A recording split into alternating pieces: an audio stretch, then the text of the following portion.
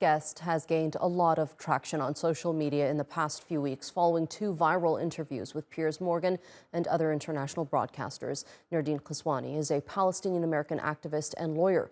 She's also the founder and chairperson of Within Our Lifetime, an advocacy organization supporting the Palestinian movement, and she joins us live now from New York. Thank you so much for being with us on the program.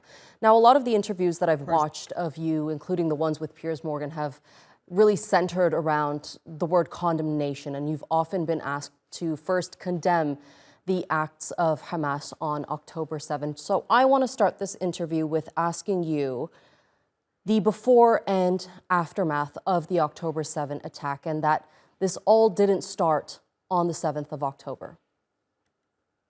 Definitely. We know that this has started, that the siege on Gaza, the blockade on Gaza has existed for the better part of the last 2 decades, that there's always been some form of siege and blockade on Gaza since the 90s, that since 1948, through Israel's establishment, the creation of the Zionist state, it constituted the ethnic cleansing, the genocide, the expulsion, of Palestinians, the demolition of homes, the destruction of 531 Palestinian villages. And I even say that this starts back in 1917 with the signing of the Balfour Declaration. They colonized through this land through violence, through force, through the subjugation and the oppression of the indigenous Palestinian people. And we've seen this occur repeatedly. We've seen carpet bombings and bombardment of Gaza over and over again, whether it's Operation Cast Lead in 2008, what we saw in 2012, 2014, 2021, and even before, Hamas even existed for 50 years before, there was an occupation of Palestinian land. So I believe in any case of colonization, occupation, and oppression, wherever you see oppression, you will see resistance to it, regardless of what political entities exist. And anything that seeks to start the conversation on October 7th wants to obfuscate the greater anti-colonial struggle that Palestine is situated in. You mentioned the formation of Hamas. That's also been a very controversial issue that's been spoken about in Western media and across the world, really.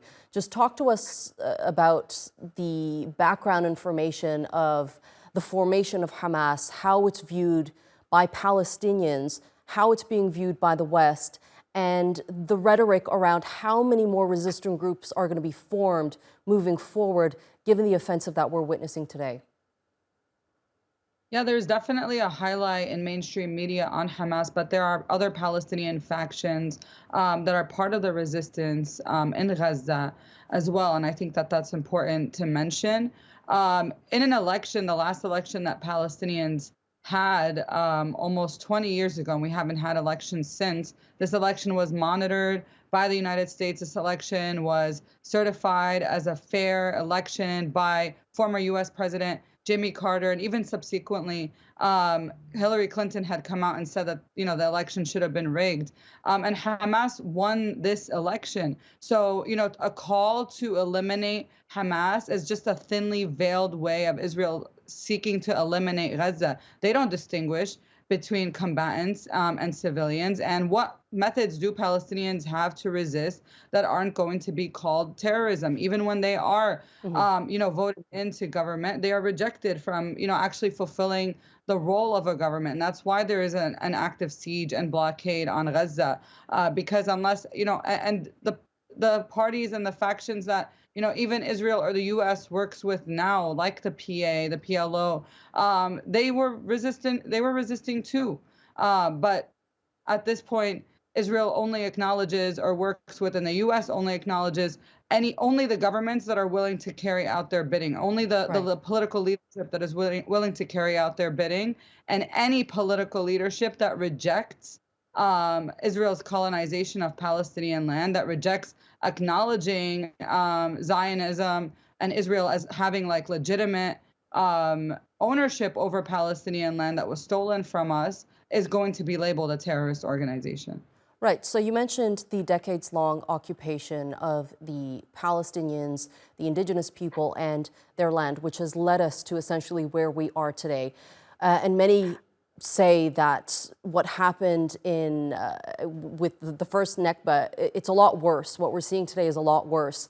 But what's different, I think, this time around is the protests that we're seeing, the sentiment online especially. Speaking of the protests, you've been on the forefront of a lot of those protests. How much of a difference do you think that it's making in terms of putting pressure on the U.S. government to change its rhetoric?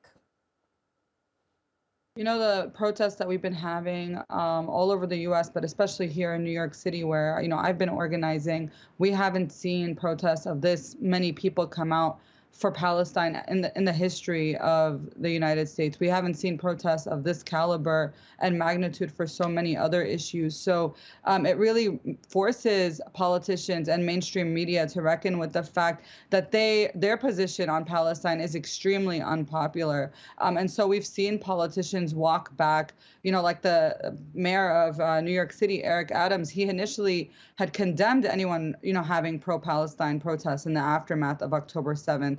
And called us terrorist sympathizers, really incited a lot of hate towards these protests. And we've seen him walk those comments back, talk about them as peaceful protests. But unfortunately, there is still a lot of pushback. There's still a lot of attempt to vilify and demonize people who speak out for Palestinian freedom in the U.S. But the fact that people continue to show up in numbers despite all of these threats, despite all of the attacks, is a testament to people that they are brave, that they are not willing to back down just because of false accusations of being terrorists, of being anti-Semitic, and all of these things, lobbed at us. At the end of the day, what we're talking about is the fact that 14,000 Palestinians have been killed in the past a little over a month.